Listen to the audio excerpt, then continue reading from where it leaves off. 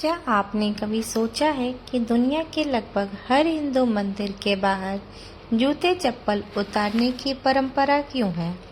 क्या यह केवल साफ सफाई के लिए है या इसके पीछे हजारों साल पुराना कोई गहरा रहस्य छिपा है? अगर यह सिर्फ नियम होता तो हमारे ऋषि मुनियों ने इसे धर्म का हिस्सा क्यों बनाया?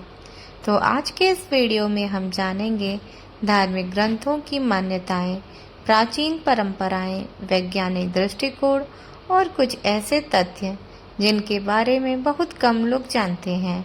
तो वीडियो को अंत तक जरूर देखें, क्योंकि आखिर में हम बात करेंगे अगर कोई भूल से भी जूते पहनकर मंदिर में चला जाए तो परंपरा के अनुसार इसका क्या अर्थ माना जाता है। भारत में मंदिर केवल पूजा का स्थान नहीं है। प्राचीन काल में मंदिरों को ऐसी जगह माना गया है जहां मन, वाणी और शरीर तीनों को शांत करने का प्रयास किया जाता है। इसलिए मंदिर में प्रवेश करने से पहले कई नियम बनाए गए। स्नान करना, स्वच्छ वस्त्र पहनना, मन को शांत रखना और जूते बाहर उतारना। यह परंपरा केवल भारत तक सीमित नहीं है। कई एशियाई संस्कृतियों में भी पवित्र स्थानों पर जूते चप्पल उतारने की परंपरा मिलती है। इससे पता चलता है कि यह केवल सामाजिक नियम नहीं, बल्कि सम्मान और पवित्रता का प्रतीक भी है। सनातन परंपरा में मंदिर को भगवान का निवास माना जाता है।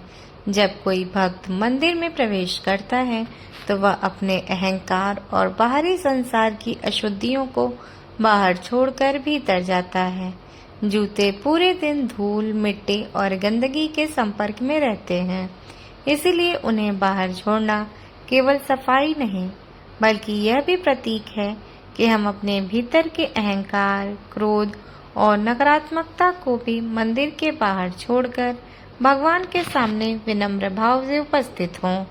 कई विद्वान बताते हैं कि प्राचीन मंदिरों की वास्तुकला भी ऐसी बनाई जाती है कि गर्भगृह के आसपास का वातावरण अत्यंत पवित्र और शांत बना रहे। शोधकर्ताओं का मानना है कि नंगे पैर चलने से व्यक्ति का सीधा संपर्क धरती से होता है। इससे धरती को ठंडक और मानसिक शांति का अनुभव हो सकता है। प्राचीन मंदिर अक्सर पत्थरों से बनाए जाते थे। सुबह और शाम इन पत्थरों का तापमान संतुलित रहता था। नंगे पैर चलने से व्यक्ति को एक अलग प्रकार का अनुभव होता था, जिसे कई लोग ध्यान और एकाग्रता में सहायक मानते हैं। हालांकि इस विषय पर अलग अलग वैज्ञानिक मत हैं, इसीलिए इसे धार्मिक मान्यता के साथ साथ एक संभावित वैज्ञानिक दृष्टिकोण के रूप में भी देखना चाहिए। लोक मान्यताओं में कहा जाता है कि मंदिरों में मंत्रोच्चार, घंटियों की ध्वनि और पूजा पाठ से भक्तों को आध्यात्मिक शांति का अनुभव होता है। कई लोग मानते हैं कि जूते उतारकर प्रवेश करना इस आध्यात्मिक वातावरण के प्रति सम्मान का प्रतीक है। यह धार्मिक आस्था का विषय है और अलग अलग क्षेत्रों में इसके बारे में अलग अलग मान्यताएं भी मिलती हैं। प्राचीन मंदिरों में प्रवेश से पहले हाथ पैर धोने की भी परंपरा थी। कई मंदिरों में आज भी प्रवेश द्वार पर जल की व्यवस्था होती है। कुछ दक्षिण भारतीय मंदिरों में आज भी इस परंपरा का विशेष ध्यान रखा जाता है। मंदिर में प्रवेश करने से पहले कुछ क्षण शांत बैठकर मन को स्थिर भी करते थे। तो अब आप समझ गए होंगे कि मंदिर में जूते बाहर उतारना केवल एक नियम नहीं है, यह श्रद्धा, विनम्रता, स्वच्छता और पवित्रता का प्रतीक माना जाता है। के साथ साथ इसके कुछ व्यवहारिक और सांस्कृतिक कारण भी हैं। तो दोस्तों, क्या आपने कभी सोचा है कि मंदिर में आरती के बाद हर व्यक्ति अपने दोनों हाथ आरती की लौ के ऊपर ले जाकर अपने माथे, आंखों और सिर से क्यों लगाता है? क्या यह केवल एक परंपरा है या इसके पीछे हजारों वर्ष पुराना कोई गहरा रहस्य छिपा है? क्या ऐसा करने से सच में भगवान का आशीर्वाद मिलता है? और क्या इसके पीछे कोई वैज्ञानिक कारण भी है? तो आज के इस वीडियो में हम जानेंगे धार्मिक ग्रंथों में इसका महत्व, प्राचीन परंपराएं, आध्यात्मिक मान्यताएं और कुछ ऐसे तथ्य भारत के सनातन परंपरा में आरती केवल एक पूजा विधि नहीं बल्कि भक्ति, श्रद्धा और समर्पण का भी प्रतीक माना जाता है। जब दीपक की लौ भगवान के समक्ष घुमाई जाती है तो भक्त उसे श्रद्धा से देखते हैं और उसके बाद अपने हाथों को लौ की ओर ले जाकर अपने माथे और सिर से लगाते हैं। यह परंपरा सदियों से चली आ रही है। भारत के उत्तर से दक्षिण और पूर्व से पश्चिम तक लगभग हर मंदिर में यह दृश्य देखने को मिलता है, लेकिन बहुत कम लोग जानते हैं कि यह केवल एक धार्मिक क्रिया नहीं बल्कि इसके पीछे गहरी आध्यात्मिक भावना भी जुड़ी हुई है। आरती शब्द का संबंध प्रकाश और श्रद्धा से माना जाता है। दीपक की लौ अंधकार पर प्रकाश, अज्ञान पर ज्ञान और निराशा पर आशा का प्रतीक माना जाता है। जब आरती की जाती है तो भक्त अपना पूरा ध्यान भगवान पर केंद्रित करते हैं। इसके बाद हाथों को लौ की ओर ले जाकर माथे से लगाने की परंपरा को इस भावना का प्रतीक माना जाता है कि भक्त ईश्वर की कृपा और शुभ भाव को अपने जीवन में धारण करना चाहते हैं। लोक मान्यताओं के अनुसार आरती की लौ भगवान के समक्ष अर्पित होने के कारण पवित्र माना जाता है। इसीलिए कई भक्त श्रद्धा के भाव से उसके पास हाथ ले जाकर उन्हें माथे और सिर से लगाते हैं। माथा विवेक और विचार का प्रतीक माना जाता है। इस परंपरा का भाव यह है कि व्यक्ति अपने विचारों को शुभ दिशा में रखने की प्रार्थना करता है। यह आस्था का विषय है और अलग अलग क्षेत्रों में इसकी व्याख्या भी अलग मिलती है। कई संत और आध्यात्मिक परंपराएं मानती हैं कि आरती के समय भक्त का मन ईश्वर पर केंद्रित होता है और हाथों और माथे से लगाने की क्रिया उस भक्ति और एकाग्रता को अपने भीतर बनाए रखने का प्रतीक माना जाता है। ध्यान रहे कि यह आध्यात्मिक मान्यता है और इसे आस्था के संदर्भ में भी समझा जाता है। कुछ लोग मानते हैं कि दीपक की हल्की गर्माहट और पूजा के समय का शांत वातावरण मन को सुकून दे सकता है। कुछ लोग मानते हैं कि दीपक की हल्की गर्माहट और पूजा के समय का शांत वातावरण मन को सुकून दे सकता है। साथ ही कुछ मंदिरों में धूप, अगरबत्ती और घंटियों का वातावरण लोगों को ध्यान और एकाग्रता का अनुभव करा सकता है। हालांकि इन प्रभावों पर वैज्ञानिक राय अलग अलग हो सकता है, इसलिए इन्हें निश्चित वैज्ञानिक तथ्य के बजाय संभावित व्याख्या के रूप में भी देखना चाहिए। कई मंदिरों में आरती के बाद चरणामृत और प्रसाद भी दिया जाता है। कपूर से की जाने वाली आरती का विशेष महत्व माना जाता है, क्योंकि कपूर जलने के बाद राख नहीं छोड़ता, जिसे पूर्ण समर्पण का प्रतीक माना जाता है। अलग अलग देवताओं की आरती की परंपराओं में क्षेत्रीय विधि विधाएं भी देखने को मिलती हैं। आरती के बाद हाथों को माथे और सिर से लगाना केवल एक परंपरा नहीं, बल्कि श्रद्धा, सम्मान और ईश्वर के प्रति समर्पण का प्रतीक माना जाता है। इसके साथ कुछ सांस्कृतिक और आध्यात्मिक और व्यवहारिक पहलू भी जुड़े हुए हैं। दोस्तों, अब अगली टॉपिक पर बात करते हैं कि क्या आपने कभी सोचा है कि शिवलिंग पर रोज जल क्यों चढ़ाया जाता है? क्या भगवान शिव को सचमुच जल की आवश्यकता होती है या इसके पीछे कोई गहरा रहस्य छिपा है? अगर जल चढ़ाना इतना महत्वपूर्ण है तो दूध, दही, शहद और बेलपत्र का क्या महत्व है? क्या केवल एक लोटा जल चढ़ाने से भगवान शिव प्रसन्न हो जाते हैं? और क्या इसके पीछे कोई वैज्ञानिक दृष्टिकोण भी है? तो आज के इस वीडियो में हम जानेंगे शिवलिंग पर जल चढ़ाने की परंपरा के धार्मिक, सांस्कृतिक और कुछ प्रचलित वैज्ञानिक दृष्टिकोण। तो वीडियो को अंत तक जरूर देखें, क्योंकि अंत में हम बताएंगे कि कौन सा जल चढ़ाने की परंपरा सबसे अधिक प्रचलित मानी जाती है। सनातन परंपरा में भगवान शिव को अत्यंत सरल और शीघ्र प्रसन्न होने वाले देव माना जाता है।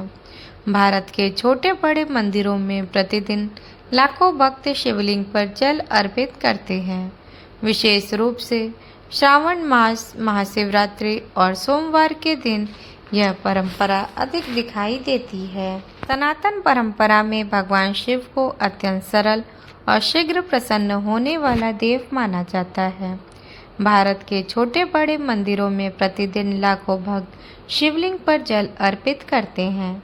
विशेष रूप से श्रावण मास, महाशिवरात्रि और सोमवार के दिन यह परंपरा अधिक दिखाई देती है। लेकिन यह परंपरा केवल एक धार्मिक क्रिया नहीं, इसके पीछे पौराणिक कथाएं, प्रतीकात्मक अर्थ और सदियों से चली आ रही आस्था जुड़ी हुई है।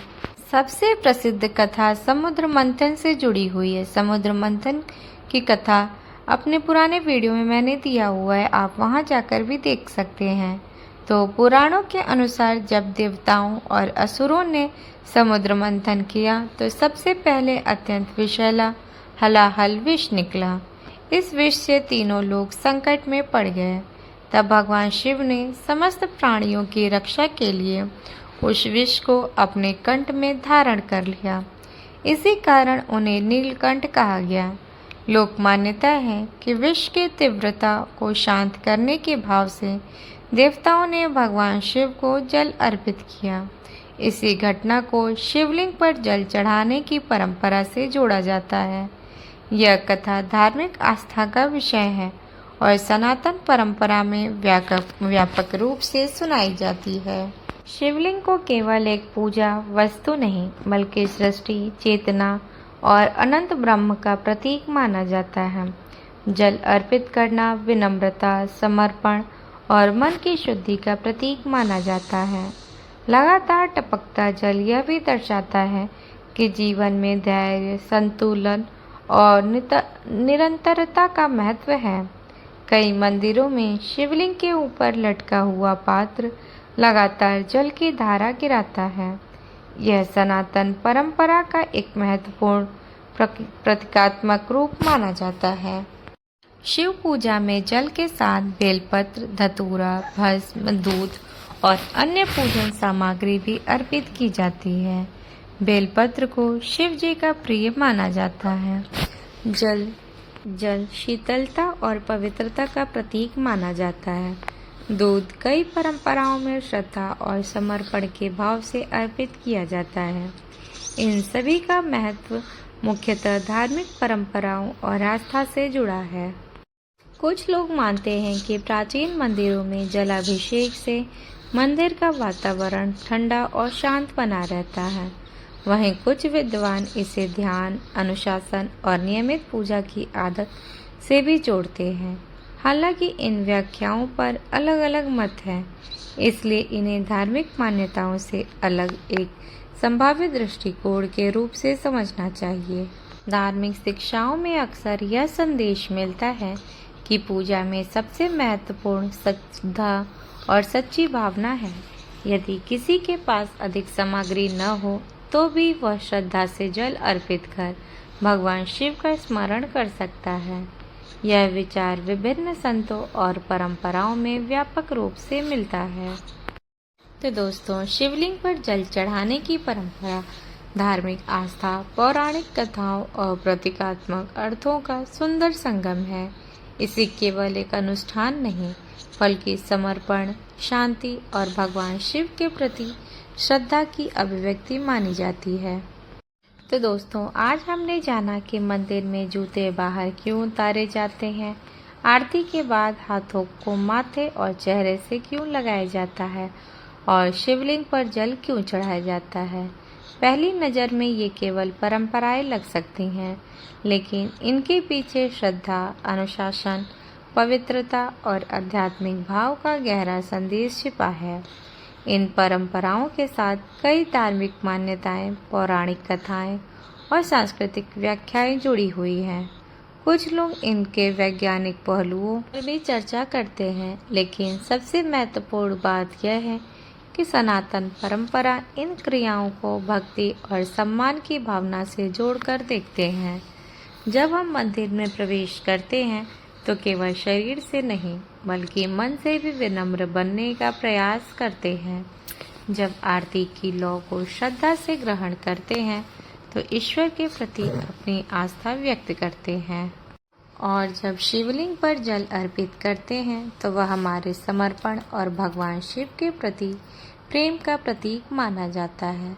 सनातन धर्म की यही विशेषता है कि यहाँ हर परंपरा के पीछे कोई न कोई गहरा भाव, संदेश और प्रतीक छिपा होता है। इसीलिए इन परंपराओं को कोई नियम मानकर नहीं बल्कि उनके अर्थ को समझकर अपनाना अधिक महत्वपूर्ण है। तो दोस्तों, अगर आपको सनातन धर्म, मंदिरों के रहस्य, प्राचीन परंपराएं और धार्मिक तथ्यों पर आधारित ऐसे विस्तृत वीडियो पसंद आते हैं तो इस वीडियो को लाइक जरूर करें और अपने परिवार और मित्रों के साथ शेयर करें। अगर आप चाहते हैं कि हम ऐसे ही रोचक विषयों पर शोध आधारित और विस्तार से वीडियो लाते रहें तो हमारे चैनल को सब्सक्राइब करें और बेल आइकन जरूर दबाएं ताकि आने वाले किसी भी वीडियो की सूचना आप तक सबसे पहले पहुंचे। हर हर महादेव, जय श्री राम।